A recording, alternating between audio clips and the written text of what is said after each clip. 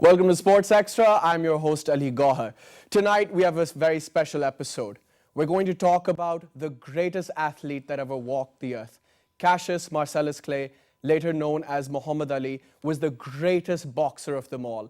And really, he had the lot: skill, speed, agility, and incredible stamina. But what's more, what made him particularly great in the ring was that he had this wonderful ability to psych out his opponents. And what's more, he was also a very principled man. He took a very firm stance on the Vietnam War. He refused to fight in Vietnam, which meant that his boxing license was taken away, and he couldn't box for 3.5 years. So there was a lot more to the great man than just boxing. He really was absolutely incredible. And I'm delighted to have his wife of 10 years. Nobody knew him better, Ms. Khalilah Ali. Khalilah, Assalamu alaikum. Wa alaikum assalam. Such a pleasure to have you on, and welcome to Pakistan. Thank you. I'm honored to be here. And alongside Khalilah Ali, we have Mr. Muhammad Akbar, founder of STOP. We're going to talk about that in great detail as well, the kind of humanitarian work that you do. Sir, it's great to have you on. It's a pleasure to be here and be in Pakistan and be on your show. Welcome to Pakistan. All right, Ms. Khalilah Ali, we'll talk about the work that you're doing while you're here in Pakistan. We'll do all of that. But first, we're going to start with the great man. And I'm sure you've heard it all: the most famous man on the planet, the greatest boxer that's ever lived, humanitarian. You've heard it all. But really, nobody knew Muhammad Ali like you did. So tell us, that's what we want to get to. What was Muhammad Ali, the man, like? The man, well, when I met him, he was only 18 years old. And you were 7? 10? Yes. When I first met the man. Right. I mean, I'm just meeting the person. And he came to our school, the Muslim school, which I grew up and graduated from, called Muhammad University of Islam #2. Right. And he came there because he had won the golden medal for the United States in Rome, Italy, in the boxing field. And he came, and the first thing he said was to the Muslim group was, "I'm going to be heavyweight champion of the world before I'm 21. So get your autographs now. I'm going to be famous." And he came up to me and said, "Here, little girl, this is my autograph. I'm going to be famous one day." And I says, "How do you know what you're going to do before you're 21? He said, "But I'm going to be famous. My name is going to be worth something." And I looked at his name and I said, "Your name is Cassius Marcellus Clay. And do you know what the Romans did to the people? This is a Roman name. And then you got clay, that means dirt you mold. And you proud of this?" He said, "Uh-huh," like that. I said, "Well, brother, I'm going to tell you something." I was tearing the name up in pieces. I was talking, saying, "Look, brother, if you want to talk to me, you need a name of respect. You need a name of honor. Matter of fact, you need a Muslim name. Then we can talk." I said, "But you can take that back with you." And I was gone. And he was shocked. He was like, "Oh, she tore my name. She tore my autograph up." Nobody's ever, pretty boys don't like to be rejected. You know about that, don't you? Oh, no, I really don't. Oh, yes, you do. You're a woman to reject you, you'll go, "What is wrong with her?" We've got big egos. Yeah, you got big egos. All of us. I mean, men, we have very, I just find we have big egos, very fragile. You have a good reason for it, Oh, so he was like, "Who is she?" So, "Oh, you can't mess with her. She's the princess of Islam. That's what Elijah Muhammad called her. And her father, you do not want to go there with her father. My father is a man of few words." Right. But when he give you that look, forget about it. So that's how he just targeted me from then on. And every time he would come to the school, we would meet, and he'd be looking for me. "Where's she at? Where's the little Indian girl at?" So that was the first impression he got. And he said, "She's only 10? He said, "Yeah, but she's a Muslim. Muslims are very advanced. They're educated, like that." That's how it started. Right, and then you married him in 1967. 1967. But in 1963, when I was 13, I had began to follow it and check him out like you checked me out, you know, your history. So he was going to fight Sonny Liston, and by him speaking about Islam and everything, this Sonny Liston was talking bad about Muslims and Islam.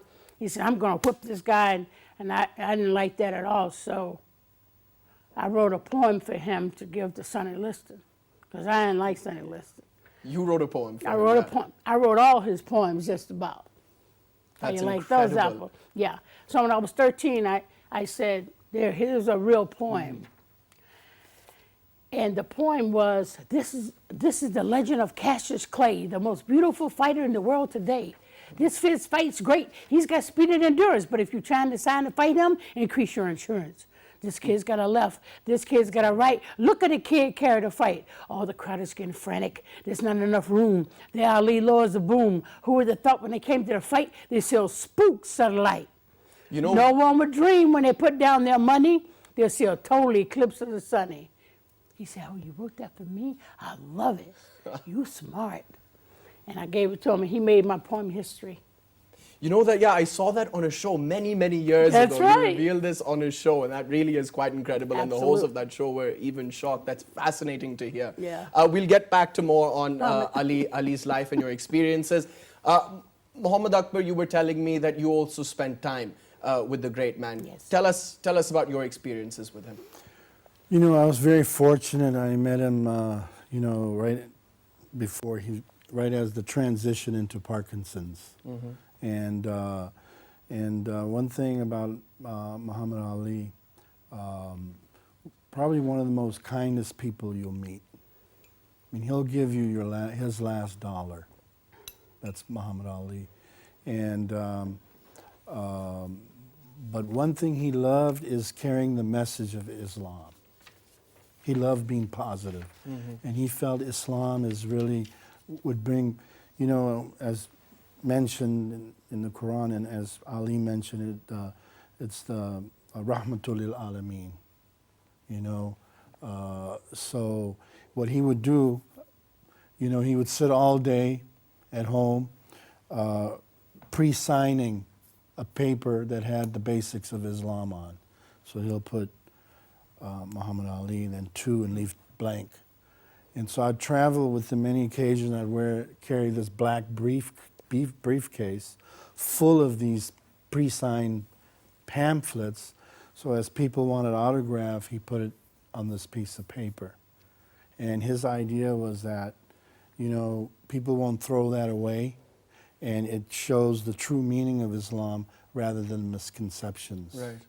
So, you know, Ali was very unique in the sense that he was always conscious that God is watching in a very natural way, not a superficial way. He's always conscious that God is watching. So I was very fortunate to be at his house to pray with him. One time we were at the farm. The house that he bought it for you. He bought it for me. It was was an anniversary present, and I kind of was admirer of Al Capone. Yeah. So that was Al Capone's It home. was his home. It was one of his homes that he would escape to in Berry Springs, Michigan. So what happened was when we were there at his house, State Department calls, U.S. State Department, and they're on the phone. They said, "Champ, President Mandela is coming to visit the United States, and he requests to meet with you." And then a little while later, State Department calls again, and now they say, well, when President Gorbachev of Russia comes to U.S., he also requests to meet. So the champ tells me, see, I'm the greatest. Everybody wants to see me. If they miss the president, but they don't want to miss me. but then he ends, he says, you're only great if you have a good heart and you're connected to Allah, to God. Right. And I think to sum up my limited experience with the champ is that he really believed in helping others before himself, and principles. He believed in his principles. Others may not agree or disagree, but he really stood for his principles, and it was very natural. And one of the reasons why we're here with Miss Ali, and she also carries this thing, is one of the main reasons we're in Pakistan is really to support the humanitarian causes, and one of the causes is orphans, and we're here to support orphan girls, and that's why Miss Ali traveled so far to come. You know, with star power, you know, I can say something, but if Miss Ali says something, it magnifies. And that's what STOP is all about. You're the founder of this company. Right. So star power, offering peace and prosperity. So, which is just humanitarian and peace-building work. Prior to coming here, we were in Washington at a congressional hearing, the Foreign Affairs Committee encouraging all the congressmen there to react very fast on what's happening with this crisis in Rohingya. And that's one of the things Ms. Ali's taken very seriously. Yeah. We'll talk about that in greater detail, the projects that you're working on, the work that you're doing here in Pakistan. Just a little more on Muhammad Ali. But can I share one experience? Sure, absolutely. So, you know, I was at the meeting where Muhammad Ali, the great boxing legend, one of the highest profile Muslim reverts to Islam, meets the legendary singer Cat Stevens, known as Yusuf Islam. So it was very interesting what Ali tells Yusuf. He says, "I'm very busy." And you are very busy because we're stars.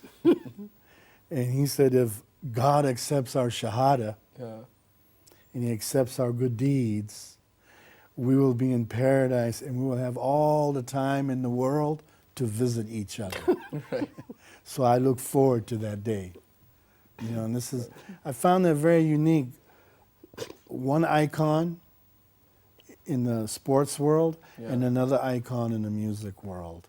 And that conversation was more spirituality. Yeah.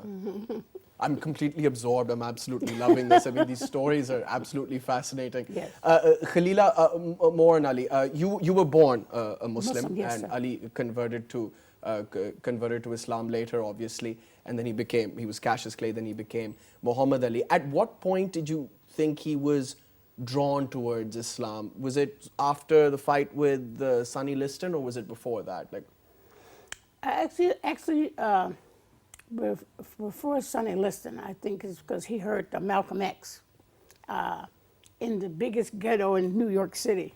In Florida. Yeah. And plus, he ran into a Muslim girl who kind of just tore up his autograph. That really shocked him.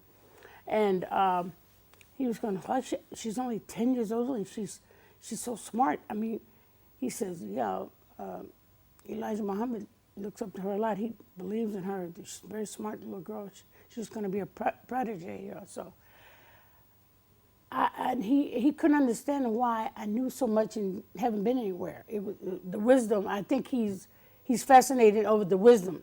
And one thing, what happens to Muhammad, when something actually happens to him, something he remembers. So when he was going to go and doctor to the army, he was told to talk to me to explain to him the sacrifice Muslims have to sacrifice for their faith. And he said, well, I want to be a Muslim. He said, well, do you want, if you be a Muslim, you cannot go to the war. You cannot go to, quote unquote, this is what he said, the white man's army. And he said, Muslims only defend themselves. They're not aggressors. They defend themselves if they're being attacked. Yeah. But he said, but you have to go to jail. And in this country, we go to jail and we sacrifice and stand up for our religion. We are conscientious objectors. He said, I don't want to go to jail. So, and then they said, well, have the sister talk to him and understand he likes, admires her. Let her explain why we don't go to the army. Hey, I'm just 14 years old, you know. But I said, okay, if you want me to explain it to him. So he asked me about it. He says, I don't want to go to jail. How can I be a Muslim and don't go to jail? I said, well, that's your test. I said, but if you really want to be the greatest man alive, then you will make that decision not to go. Then you'll become the greatest man ever lived. I just said it to him because I believe if you're going to do something great, and if you're a Muslim, then this is your sacrifice right there. And I know that Elijah Muhammad, he sacrificed himself, and look at him. He's a leader of this whole United States. He said, really? I said, yeah, you know you want to be a great man, right? You're a champion. So if you want to be a really famous one, Be the people's champion. be the people's champion, that's right. Yeah, and it was, yeah, And please carry on. And he said to me, okay. But when it started happening, and he didn't, I said, but, and then he said, well, what would you do? What would you do if you were me? I would say, hell no, I'm not going to go. Clean out my cell, take me to jail without bail. Hell no. He said, you would? And he actually came out and said exactly what I said on television. I was so amazed. He loves mimicking somebody who he admires. And he came out and said the same thing. And you know, can you imagine being 14 years old and he's copying every word you say? That's so... Hugely flattering. It is, Yeah. totally. And I said, oh, this is going to be a good Muslim right here. He's strong, he's going to be a good Muslim. So he said, yeah, you really have to do that? I said, brother, to be the greatest person in the world, if you stand up for your conviction, no matter what they take from you, cannot take your soul. They cannot take your soul. They can't take your faith. They can't stop your belief. And you always do that. Once you do that, Allah will bless you from here to eternity. He said, really, really? I said, yeah. He said, really? You mean that, don't you? He said, how do you know so much? You've never been nowhere. I said, I'm just a Muslim. And he actually did it. And I couldn't believe he did it. It was just amazing. And I was so proud of him. And he said, then it took my title. Then I'm young. I need to fight. I said, trust me, they'll come back. America loves gambling. They love boxing. They love that. Just be patient. And you become the people's champ. That's why you encouraged him to go to universities That's why and speak. yeah. He said, I don't have any money. Your daddy don't want me to marry you because I don't have a job. I said, just be patient. Allah take care of us. And Allah did. And Allah did. He said, how do you know? And then in 1970, we was in Philadelphia. I was pregnant with twin girls. You have 4 children with Muhammad Ali. Yeah, And yeah. then I remarried the last husband, had 2 more girls. Right. They're all Muslims. Somebody gives a call in Philadelphia. We was living in Philadelphia, Pennsylvania, and we had a call. And I used to tell him about this call that's going to happen one day. When I was like 15, 16. When I married him, I was 17. I said the same thing. Somebody going to call you. You're going to be people's champ. I will write the lectures, and you go and be the people's champ. Just be patient. It only took 3 years. And he got the call that I had been talking about all along. I had no idea. I just had a feeling. You know, mother's instinct. And they said, you'll be able to fight in Georgia. And he came. He couldn't speak. He was stuttering. You ever seen Muhammad stutter? He couldn't speak. It was I'm gonna fight. He was so happy. He couldn't believe it. And he looked at me and said, "You something else." I said, "No, Allah is God. Allahu Akbar." And then he said, "Wow, this is some deep. This is deep." And he's been doing dua. Because of what happened in his life, he wants everybody to be introduced to Al-Islam and know what Islam means. He made it his mission everywhere he go, just like with the pamphlets with the brother, that when you do dua to Allah, you will become great, you will become safe, and you will become a better person. And he married that in me, and married in my family, and all the Muslims that's around him. He said, "You said I was going to be great. I just don't understand how you knew so much when you were so young." So I'm just Muslim. I mean, clearly you had a massive, massive influence on his I life. felt him. And a huge intellectual influence, Yeah. it seems You know like. what? I'm going to be honest with you. When I saw him coming, I saw myself. And I figure a lot of Muslim women can't do this and they can't do that. I says, well, I'll help him be the great one. If I was him, this is what I would do. This is what made it easier for me to guide him. Right. Yeah. I mean, he transcends generations. I mean, imagine, I mean, I was born in 1988, so I never got to see Muhammad Ali fight. Right. But when I was 5 years old, my father had this video of Muhammad Ali, and he made me watch it. And I was obsessed. Ever since I watched that that video, I right? was obsessed. And funny enough, you know, when I had my exams, when I was in university, to inspire me, to motivate me, I would watch interviews of the great man. Like, he was talking to Michael Parkinson, and he was saying, I'm going to be the champion of the whole world. I'm going Yes. to whoop every man in Russia, whoop every man in Japan, Yep. every man in America, a champion of the whole world. It sounded big back then. Yeah. So I kept working until I did it. That's and not right. only the champion of the whole world, but better than all of those before me. That's I mean, right. those words, I mean, it is just so incredible. So it's no wonder that even people my age and even younger than me Yeah. are so inspired by him. There's a Muhammad Ali in everyone. I mean, it's amazing at how it becomes a timeless role model. yes. And even now, you know, young people need positive role models. That's true. And what was also really unique about Ali is how he was brevity with words. Mm-hmm. You know, and I could see as the more I traveled with Miss Ali, how he got inspiration from his wife, and it was very poetic throughout. A journalist asked Ali one time, "Champ, what do you think of other religions?" And he said, "All rivers run to the ocean." Yeah. You know, you ask someone else that question, they may speak for half hour on the on the question. All rivers go to the ocean. That's All the rivers rivers run to the ocean. incredible. I didn't know that. Yes, You know, yes. that's But you have to be there beautiful. to experience. I mean, the Yeah. champ really knew how to be brief. Brevity is, as people say, brevity is the art of wit.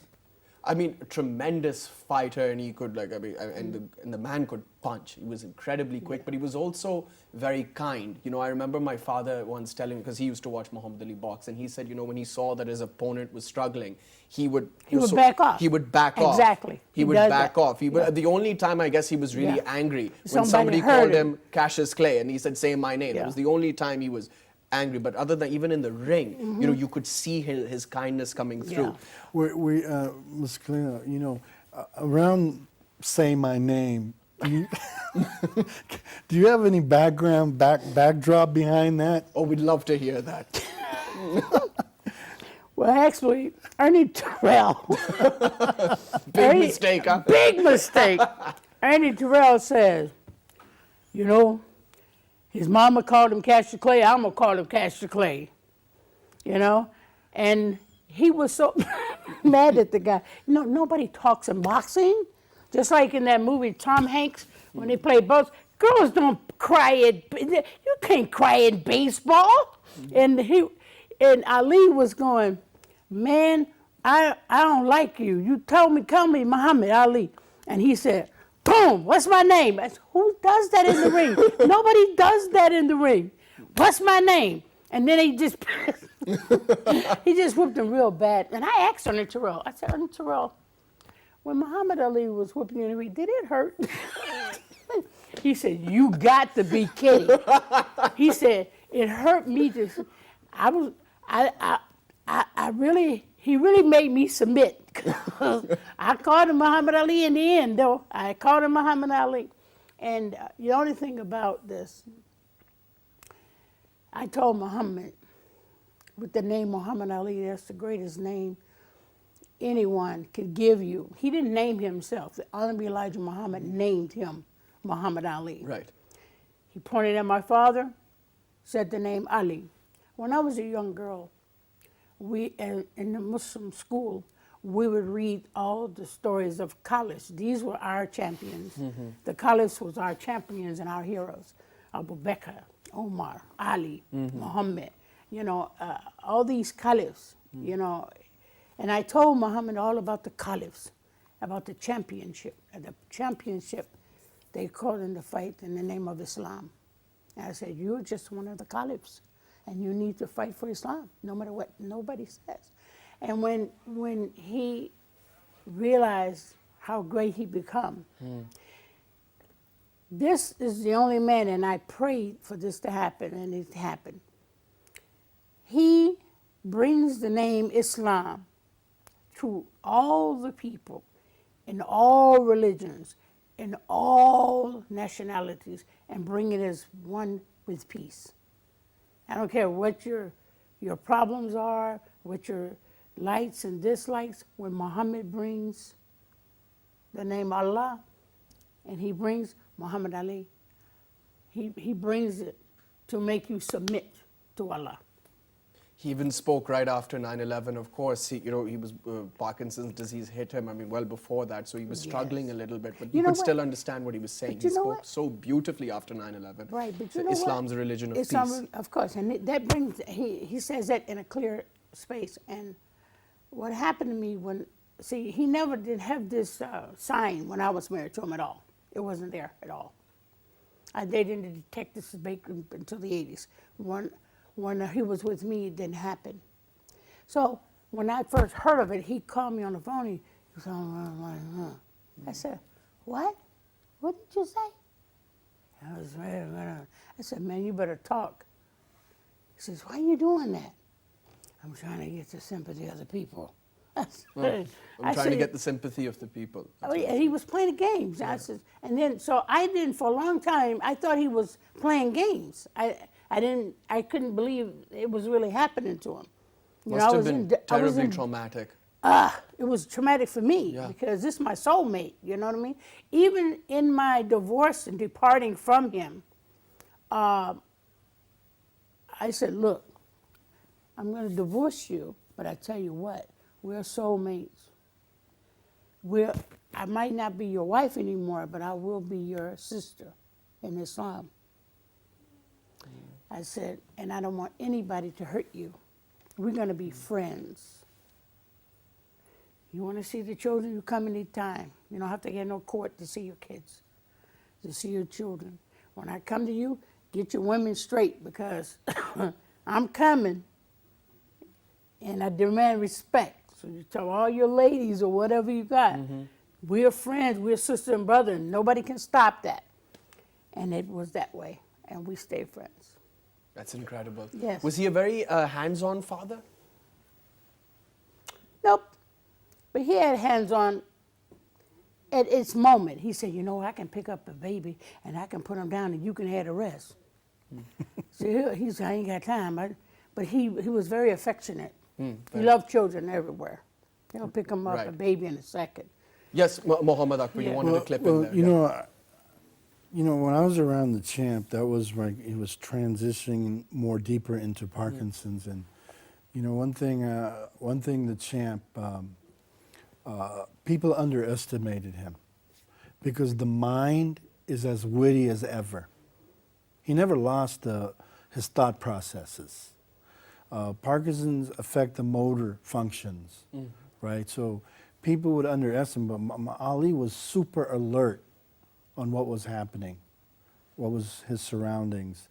And so I thought that was one of the challenges that he was going through in life, is that he's super alert, but people are underestimating him because he's not expressing his thought process that he has, you know, which I found was He has a great memory, great memory. Ms. Khalilah, I'm interested to know, I'm sure we'll all be interested to know, which boxer did he respect the most? Which opponent? He respected Sugar Ray Robinson more than any of them. And because of the fact that he was fast, he was quick and very fast. And he liked him, he admired him from way back. He used to see how fast he was. I think he got his speed idea from him.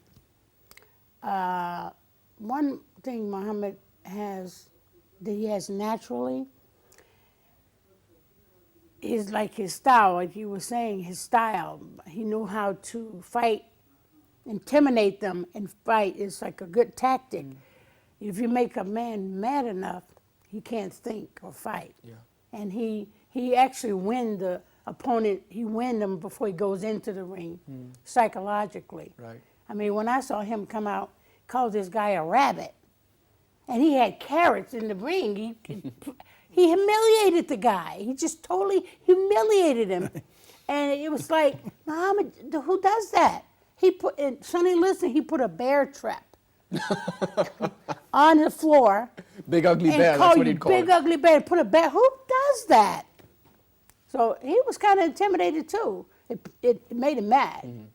And His it's a fights with good Joe technique. Frazier as well. He fought Smokey Joe Frazier 3 times, and he won twice and he lost once. And I understand from what I've read, and this was after he got his license back, if I'm not mistaken, when he Yeah, it when was he a fought little while. It was a little while past that. Yeah, It yeah, was a like- while past that. So when he lost to Joe Frazier, I heard that it was his first big defeat. It was his first defeat. But I and he was- predicted that fight. You did? Yes, and simply because of the fact that, you know, even the greatest people of all times, the great swimmers, the great trackers or whatever, the great football player, there's a moment in their life that they relax. And they just assume it's going to be all right, and they get lazy. And he was lazy. He didn't train properly. He didn't run the way he usually run. Everybody kept telling him how great he's going to be, and he just believed all the hype without training. If you slack up once, that's going to be your downfall. And I knew that I said, look, you're not training, you're not running. Don't be trying to convince yourself that you're going to win. And he attacked me when I said that. He came at me, I ducked. And I said, are you kidding me? I said, you know what? I'm not going to support you in this. You have to fall first, because there's going to be another time that you do this and it's going to be a bigger fight, you know? And you're going to look back on these days. I backed off. I did not help him. I didn't support him. Nothing. I just let him do what he wanted to do. And he failed. And that's only because he got lazy.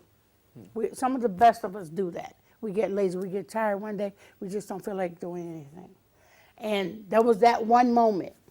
And it was good that he failed, because he see how serious it is to train and to stay training. I don't care how tired you are and how good you are. You have to stay on top of your game. You have to stay training. You have to be prepared. Preparation is the best thing of anything. You have to train and prepare for this shoot. Yes, absolutely. You know, you don't want to say the wrong thing, because if you look at your screen and you see something ain't right, you want to perfect it. And so Muhammad Ali was just lazy that one time.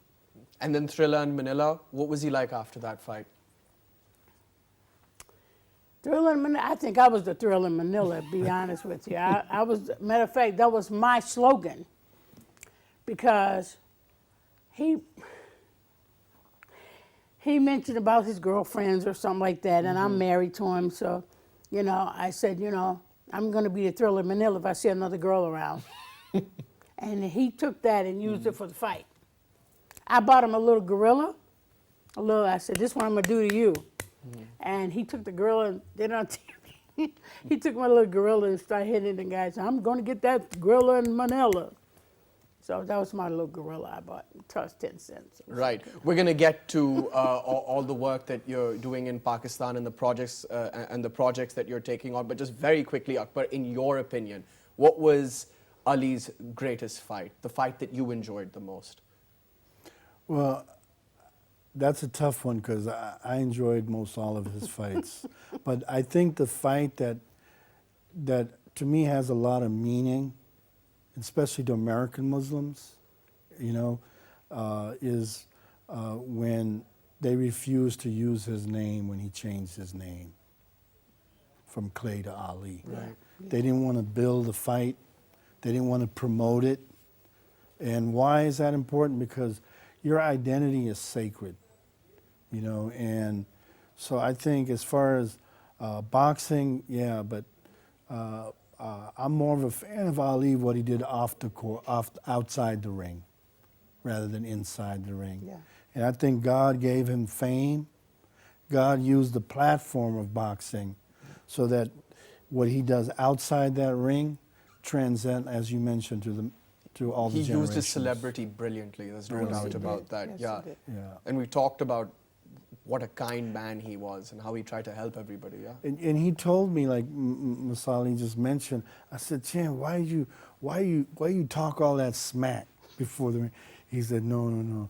You got to psych out your opponent. Your opponent got to feel you so crazy, you dangerous. But he got that from a wrestler. Because I asked him, why did he do that? I mean, what made you come up with this idea? He said, when I was in Louisville, I used to go to the wrestling matches. And this one wrestler named Gorgeous George. Gorgeous George. Yeah. He was Caucasian. He had blonde hair. He had blue eyes. He was pretty. And he would just comb his hair. Had two blondes next to him. And people hated him so bad, they filled the stadium just to see them knock this guy out. He said, and he brought it to the ring. He brought it to boxing. And that's how it started. And what was your favorite fight? Yeah, what was your favorite fight? Well, I mean, I watched them all on video because I was. I know. Yeah. You still watched it? Rumble in the Jungle. Rumble I in the think, yeah, I watched that a lot. I still watch it again and again on YouTube when I'm in my office. Sometimes I just watch it there. And then, the stories that he tells with Rope-a-Dope, Yeah. that whole thing where he was telling George, George show me that something, was- that was show my me something, fight. sucker, That was like my that. fight. That one, absolutely incredible. That I was thought. my fight. And he this wasn't is- the favorite going in. No, it wasn't. Yeah. He wasn't. He wasn't the favorite. And what I loved about this fight, it was so successful. It was very powerful. This was like, to me, it was a holy war.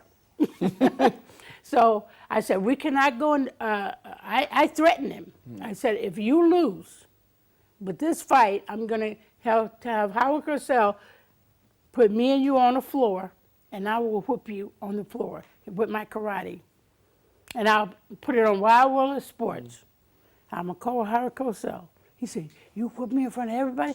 And yes, honest to Allah, I will. And he believed everything I say. So he said, okay. And he made sure he was going to win that fight. And I think he also got a lot of love in Zaire. People absolutely loved him, and I think that motivated him to It go did. further. And It the did. way he psyched out, I mean, Foreman was This is just incredible. It was absolutely incredible. There's a lot of pressure to put on him. His wife is going to get him, and Yeah.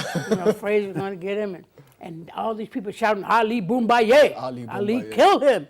He said, oh, I had to put him down. I had to put him down. That was my favorite. This is the fight that I asked him to retire and be undefeated like Rocky Marciano, but he wouldn't do it.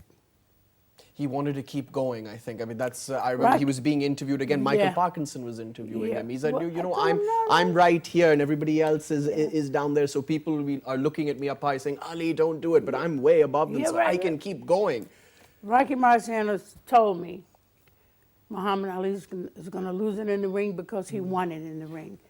And that's the way it is. And I was really hurt when he said that because I didn't want him to lose it in the ring. I want him to keep it and savor it, but you can't tell nobody Right. not to. Ms. Khalilah Ali, we've only got a few minutes left, so I Okay. want to talk about the work that you're doing. You're also a woman of achievement. You're an author, a motivational speaker, and now you're here in Pakistan to do humanitarian work. Tell us about that. Well, that is basically what I do, humanitarian work toward children to uplift their spirits, to give them the challenge of bringing their humanity out. And it's so much bullying in schools, and to teach them how to deal with that. By Muhammad Ali being a good coach and a person who's given his all, and he doesn't stop. He keeps going on. He doesn't quit. And I know that there's a Muhammad Ali in everyone, and I try to teach the kids and older people to be that Muhammad Ali, because you can do anything you put your focus in. If you pray, God will see you through. When I came here, invited by Mr. Muhammad Khan, about the Sabah house and the orphanages for the children. And it's just great to be a part of something to give spirit to give your dedication to give your mission. And also for the Well, I think people of Burma. Rohingya, The yeah. Rohingya people It's just are being, awful what's happening It's now. very awful. It's totally a genocide. It is a genocide. I mean, the UN have called it a Yes, genocide. it is. Yes. I haven't heard anything Ethnic such. cleansing. I haven't heard anything like this since the Holocaust, what I've read. And I'm going to do my best, and they haven't had justice. They haven't had a safe zone. They need medical attention. I've seen films of them beating children with guns, and these are the military. And they're pushing them out of their own country where they've been born for many centuries. And Denied citizenship. Denied everything. But I think here, in Pakistan, visiting Pakistan, 200 million people, and, I thank you for hosting Ms. Ali on your show, because, we want to uplift these young girls. Yes. And Sabah Home's very unique place because it's not a typical orphan. It's like a very, very high-end home with private tutors, etc., for these young girls. And earlier, a few days ago, we were just at the ceremony where USAID announced the different grants they gave, and Sabah Homes is one of the recipients of a grant to build a school. And as we know that education is key, and for young girls, their goal to be educated is very, very important. And we have the greatest role model is the wife of Prophet Muhammad, peace be upon him, Khadija, radiallahu anhum, signed his paycheck. He worked for her. So we want our mothers and the women in our lives to be empowered, to be successful in any way. So the trip, Ms. Ali, I'm very grateful towards her to come so far and to embrace these children with love and affection. Right. You're doing beautiful work, I'll be honest, and we've been talking about it off air, what STOP is doing. You're the founder of STOP. It really is tremendous work. Before I came here, when I was invited, I was like so excited, and I was kind of spreading the information to the people in Florida, and they was going, be careful, be careful. You go to Pakistan, anything can happen to you. You don't even think about this before you go. And they was just like telling me all this, trying to terrorize me with all this, be careful, be careful. And, I mean, it's almost like Lone Ranger and Tonto. When all the Indians start coming to gather around Lone Ranger and Tonto, and the Lone Ranger go say, Tonto, I think we're in trouble. He gonna say, what do you mean we? Because he's an Indian, right? So I'm saying this, I'm going to my Muslim brothers and sisters. Yeah. You might have a problem, but I don't have a problem. I'm going right in the heart of my own people. Right. And the amount of love and affection in Pakistan, maybe you're here and you get resilient to it, but the amount of love and affection and the kindness that we feel as we moving around is very beautiful. Yes. Well, you two are incredibly kind. I've had so much fun. It's been absolutely amazing. I had so much more to ask you about your books and everything, but we got caught up in such tremendous conversation, and I'm honored. You know what I can say to you? Being here in Pakistan is like going to the Queen of England's house. I mean, I feel so comfortable here. And this is your home. This is my home. The people, the food, I have to get at the gym when I get back. The food, the desserts, the tea, and the people are so loving. I don't know how anybody can say anything negative about Pakistan, because I don't listen to it. I don't believe in it. Well, remember, this is your home, both of you. We'd be happy to have you back, and thank you so much for coming on the show. This was a tremendous honor. Can I give you a line that Muhammad Ali would say if he was here? Please. Brother, I love your show and I love your style, but you're paying so cheap I won't be back for a while. We're going to leave it at that. Ms. Khalilah Ali, Muhammad Akbar, thank you very, very much for coming on the show. It was a pleasure. Pleasure. Thank you for having us. Yes, sir. That's all we have time for. Keep watching Sports Extra on PTV World. See you next time. Bye-bye. Thank you.